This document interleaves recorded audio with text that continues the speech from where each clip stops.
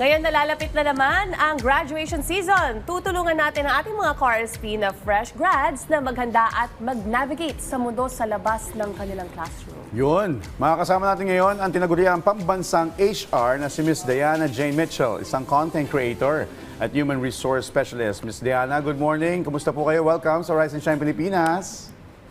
Good morning! Ms. Diana, alam naman po natin na isa sa pinakamahirap na phase ay ang magsimula. Para po sa ating mga ka-RSP, ano po kayang dapat na pinakukunang hakbang nila sa pagpasok sa professional world? Actually, ang ganda nitong topic na to because I understand talagang mahirap ngayon lalo na ang daming nangyayari. And ang pinakauna talaga nilang i-prepare is self-assessment. Saan ba talaga ako masayang gawin or magaling na ginagawa. Kahit pa sabihin nating fresh grad, marami silang capacity and kayang i-offer na maybe hindi rin kayang ibigay ng iba. Kaya napakaganda nung clarity na kung saan ko gustong pumasok na industry at ano talaga yung pinakamagaling ako or masaya kong ginagawa. Okay. Well, Ms. Diana, ito, struggle is real ito para sa lahat talaga. Kasi ako naranasan ko rin ito personally before. Sa paggawa ng resume o ng curriculum vitae o ng CV, bilang HR specialist, ano po ba yung pinakaunang tinitignan nyo kapag screening ng applicants? Pagka po tinignan at sinabit sa inyo yung hard copy ng resume, ano ba yung pinakaunang tinitignan na mahalaga? Yung iba kasi ang ginagawa, pinupuno ng picture, iniiba yung design. So ano ba yung magandang tips na pwede mong bigay? Yeah, ako gusto ko i-challenge lahat ng mga gumagawa ng resume. Huwag tayo yung ginagawa na general kasi ang mga HR professional, nakatingin kami talaga sa quantifiable result na madaling makita during the interview. Okay. Kumbaga may data, may number. Kung ito ay wala pa sabihin natin ng experience, tsakin natin na malinis yung ating resume. Wala nang masyado pang paligoy-igoy, direct ano ba yung kaya mong gawin at ayaw mong ipakita. Kasi kapag sinabi nating maayos at very presentable, actually, rekta tayo sa executive summary, ano ba talaga yung galing mo, ano ba yung mga napakita mo during your college days or nung nag-aaral ka. Quantifiable data, kung ikaw ay naging isang, sabi nating org officer, meron kang 50,000 na budget sa school mo na paggawa mo yung mga ganitong project. So yung mga ganun yung tinitignan namin kasi yun yung importante sa amin result. Paano naman po yung mga awards? Siyempre, di ba, may conception na gano'n. Dapat marami award para Maraming magkatrabaho. certificates, Oo. ganyan. May dating din yun, no?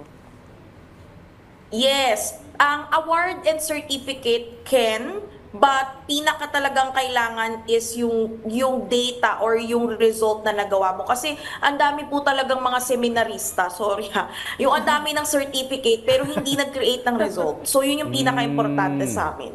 Okay. Since fresh graduates nga ang ating mga ka-RSP, paano nila mapupunan yung gap sa experience? Ako personally, ang pinaka nakikita ko kasing gap na ngayon is akala nila kailangan magkaroon sila ng trabaho para may experience. I believe yung kanilang on-the-job training is an experience. Mga trainings din na pinapasukan nila during their school days. Ang dami-dami ngayong mga training sa iba't ibang universities and schools na pwede nilang yun yung ibida nila and make sure na yung mga inatinan nilang may mga certificate, ma-explain nila ano ba yung natutunan nila dun at anong relevance dun sa ina-applyan nila para mas maging kumbaga, mas maging legit in terms of hindi lang ako umattend dahil may certificate or hindi lang ako nag-OJT para makagraduate, kundi ano yung natutunan ko doon na pwede kong ibigay sa company na papasukan ko. Okay, so dapat pala nakalagay din doon yung talagang kung ano yung actual experience doon sa OJT. Tama si ma'am. Well, Ms. Diana, paano naman pagka nasa interview proper na? Ano yung mga tips na pwede mo ibigay para mas tumaas yung chance ng isang aplikante na ma-hire? Ako, hindi ko talaga ito makakalimutan sinasabi ko sa lahat, yung pagiging maaga. Like if ever na ang interview mo is 1 p.m., 12:30 or 12, nandun ka na, very presentable. And alam mo na tatanungin ka ng mga certain questions Actually, you can really search it right now, pwede mong aralin. Pero yung pagiging totoo and also alam mo sa sarili mo kung ano yung kakayahan mo. Maybe may mga questions doon na alam mo marirelease yung weakness mo or magiging bagay na hindi ganun kaganda in terms of your skills or attitude, maging honest ka at i-ask mo yun ng support sa interview at matutong magtanong sa dulo.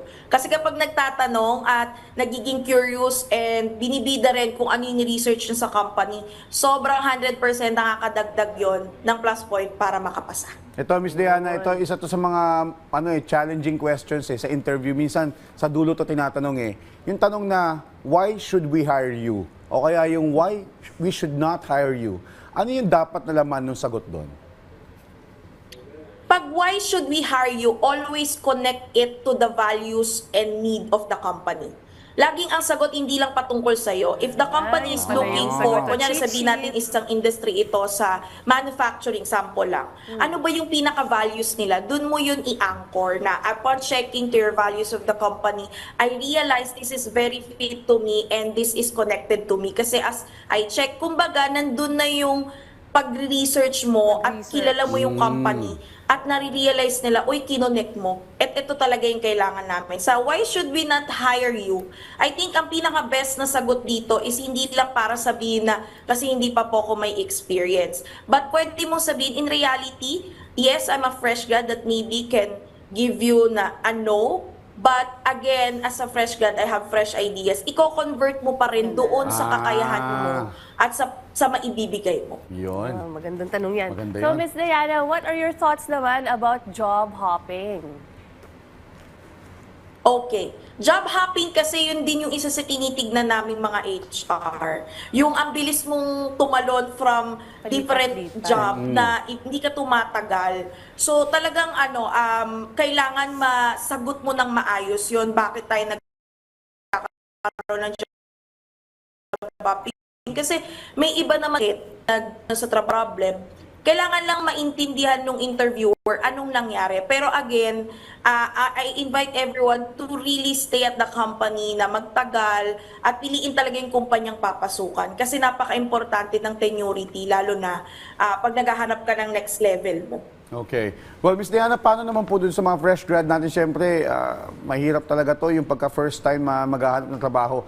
Paano po gagawin mas productive yung kanilang job hunting phase? Okay. Ang ganda nito kasi sa generation natin ngayon, actually according to sa LinkedIn, na 85% network talaga ang nagiging reason paano ka nakakakuha ng trabaho. I think ang pinakamaganda gawin more than sa preparation in terms of your resume is kung paano mo mapepresent yung sarili mo in your different social media accounts. And also, making sure na ready ka at you never stop growing. Kasi when you stop growing, you are dying na already. So, if ever wala pang trabaho, pasok ka sa mga trainings, opportunities na pwede pang mag-own sa'yo at maging active po sa mga site na alam nyo doon tumitingin yung mga recruiters at madami yan at numerous yan. Kaya dapat mas matindihan natin yung mga network natin, yung mga teacher natin, professor natin, yung mga pinag-OJT-han natin, connect tayo sa kanila kasi doon yung pinaka-easiest way for you to find a job. Oh, tama. Okay. So ngayon naman po, napaka-competitive rin ang job market. Ano naman po yung masasabi nyo sa mga students na feeling lost o pinanghinaan ng loob? Siyempre, parang after you graduate, may mga iba dyan gusto pa magbakasyon, Oo. mag-rest. So, ano bang tips para maumpisahan yung momentum? I love it kasi okay lang mag-rest lalo na yung mga gagraduate, napakagandang simula yan na magpahinga muna. And I mean, i-ready yung sarili, pero huwag naman yung sobrang haba. Lagyan nyo lang at least a month, pwede na yan a good 4 rest. years ulit, And ganyan. what you can do, normal pong mapanghinaan ng loob. Yes. Okay yun, kasi ibig sabihin, nagta-transition ka na, hindi po yun masama. Nakakaramdam po kahit hindi fresh grad nun. Pero ang gusto ko lang sabihin na may trabaho po para sa lahat. Napakarami pong hiring ngayon. Ang kailangan lang, paano ako makakapag-contribute doon sa kumpanya at hindi mo na ako mamimili or sabihin natin, magde-demand ng malaking sahod, lalo pat nagsisimula pa lang ako. Yun, wag naman yung magpapahinga ka 4 years ulit, parang panibagong kurso na naman. Siguro mga 2 weeks or a month siguro pahinga. Pero ito, Miss Diana, panghuli na po, ano po ang pinakamahalagang advice nyo na maibibigay bilang HR specialist sa ating mga fresh graduates? Sa lahat ng mga fresh graduate, una pa lang, congratulations. Natapos niyo yung pag-aaral niyo at kayang-kaya niyo tong mga darating pa.